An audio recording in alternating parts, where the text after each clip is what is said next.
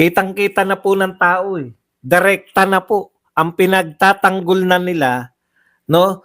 Ang inaakusan na ngayon sa mga Duterte, yung pagkamatay ng mga drug lords. Ito po ay labanan sa pamamagitan ng propaganda ng mga congressman versus katotohanan na naramdaman ng mga tao pagdating sa war on drugs. Ang ganda po nung sinabi, pinagtapat po yung sinabi ni Richard Gomez ng war on drugs ay tagumpay. Drug capital, no? From drug capital sa Region 8 to safest city dahil sa war on drugs. Etong Quadcom habang nagtatagal, nakikita po natin, no, sa kagustuhan po nila na masiraan ang dating Pangulong Duterte, kasabay ng paninira nila, no, doon naman sa mga ibang hearing sa ating Vice President na kasalukuyan, Sara Duterte, para po magbigay daan sa pamumuno sa Pilipinas ng kanilang leader, walang iba kundi si Martin Romualdez, ay lalo pong napapahamak, no?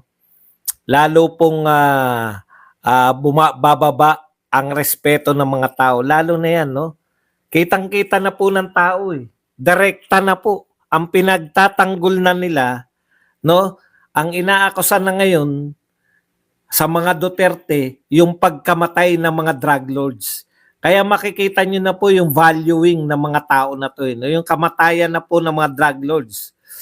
So tapos na po tayo ron sa mga sinasabi nito mga Dilawan, Kakamping at mga Makabayan Black noon na mga nakatsinelas lang, no? Na mga ang kagandahan nito, kapwa nila congressman, hindi na po nakatiis.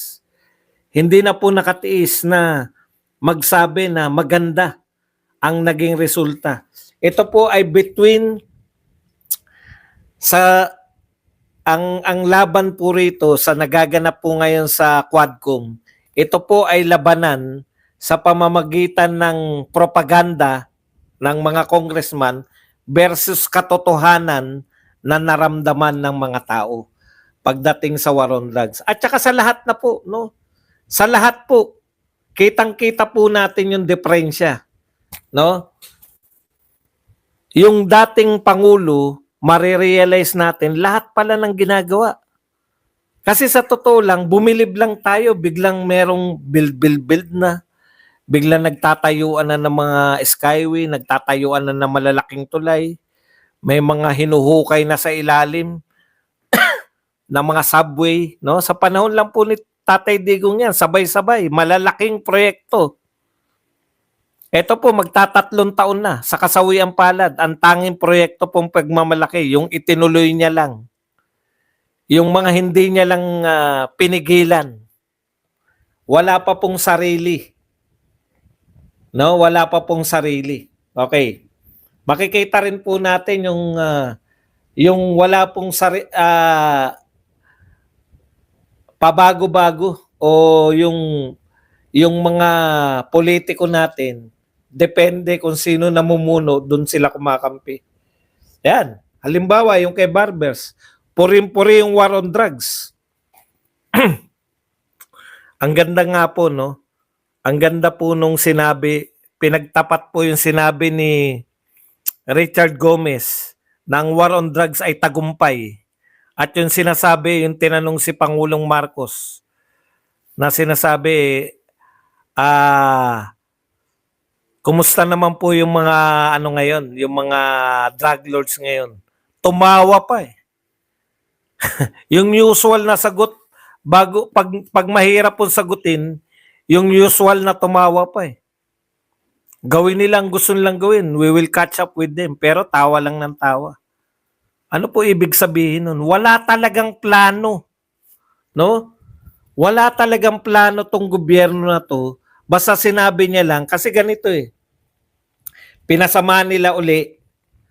Pinasasama uli nila pilit yung war on drugs na patay, kill. Kaya, kukontrahin lang nila. Ang war on drugs natin ngayon ay bloodless. 'Di ba? Maganda pong pakinggan. Bloodless, pwede naman pala. Pwede raw pala.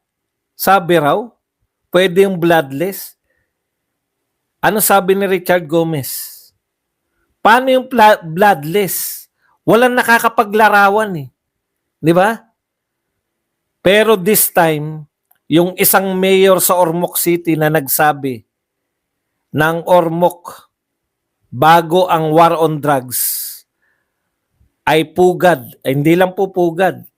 Ito po ay matatawag na drug, anong tawag doon? Number 1 sa drugs dito sa hindi may termino eh. Nakalimut, sinabi ko kanina eh. Nasa pamagat pala yan ng ating isang vlog.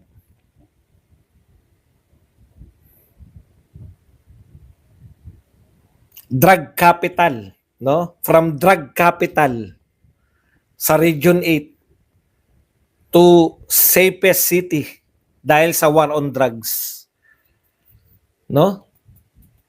Yung sinabi ni Richard Gomez na hindi mo naman pwedeng pakiusapan yung mga drug lord. Merong mga baril yan. Makikipagpatayan yan. Yun po yung tila nakakalimutan ng mga to. Yun po yung basta sabihin lang, bloodless tayo. Sure, sabihin ba ng mga drug lords, ay bloodless po ba ngayon? Paano po yan? Susuko na po kami. Tignan niyo po.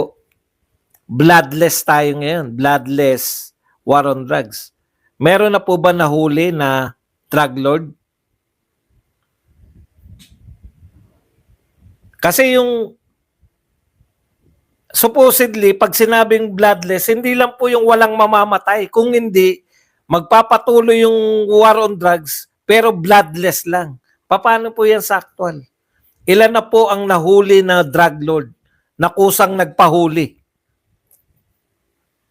Kasi yung sinasabi niyong madugong war on drugs, lumalabas po sa Quadcom. Ang dami pala napatay na drug lord. Kaya it's between sa perception ng mga congressman na masama. Hindi po dapat yung biggest hole. Ano po silbi niyan? Droga lang nahuli? Eto kasi sabi ni Tatay Digong, if you destroy my country, I will kill you. Di ba? If you will destroy yung future of our country, I will kill you. Sabi ni Tatay Digong. Ilan po ang napatay na drug lord? From the count dito po sa sa Quadcom ngayon, natutuklasan natin. Before, hindi ko po kilala na may 3 drug lord na napatay.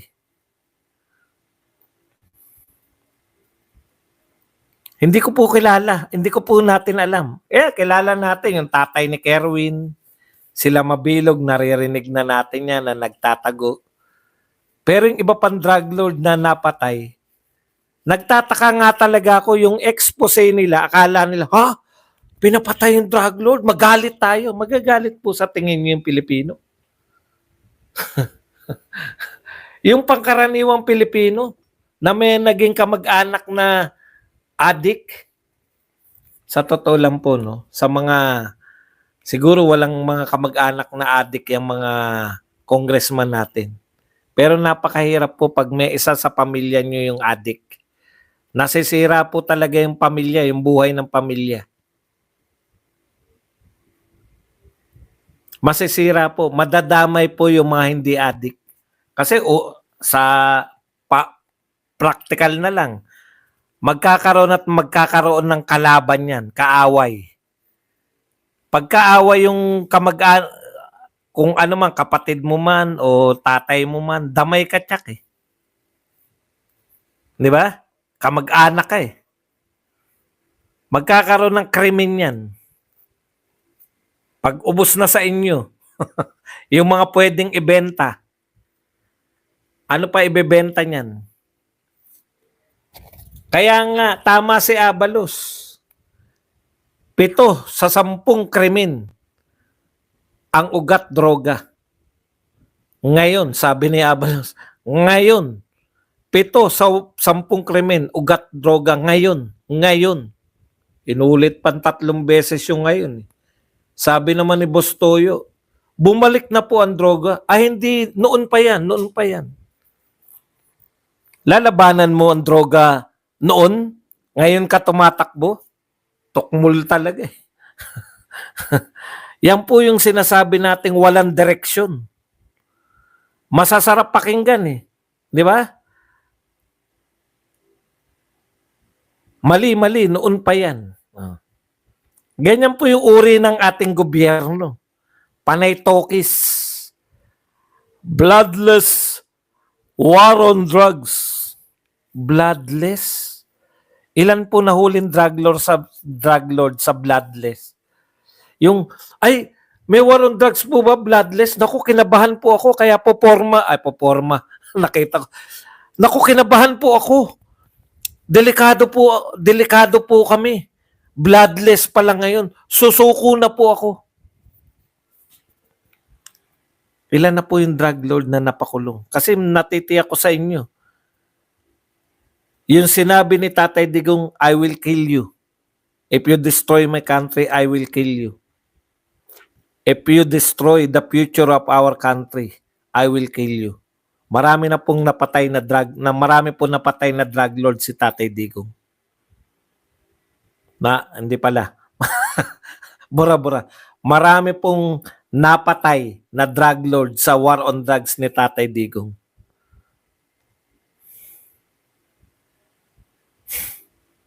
Di ba?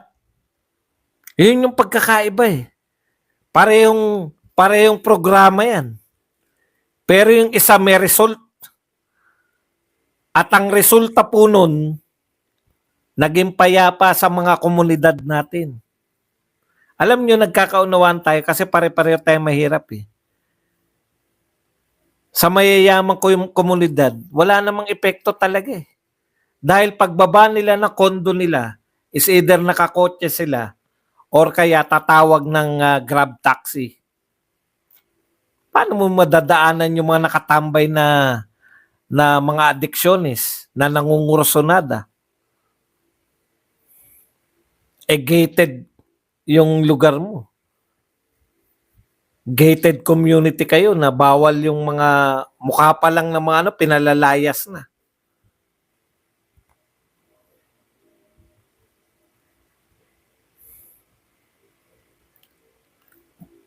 Doon po sa war on drugs ni Tatay Digong, 3 milyon ang addict na sumuko sa tokhang. 3 million, more or less.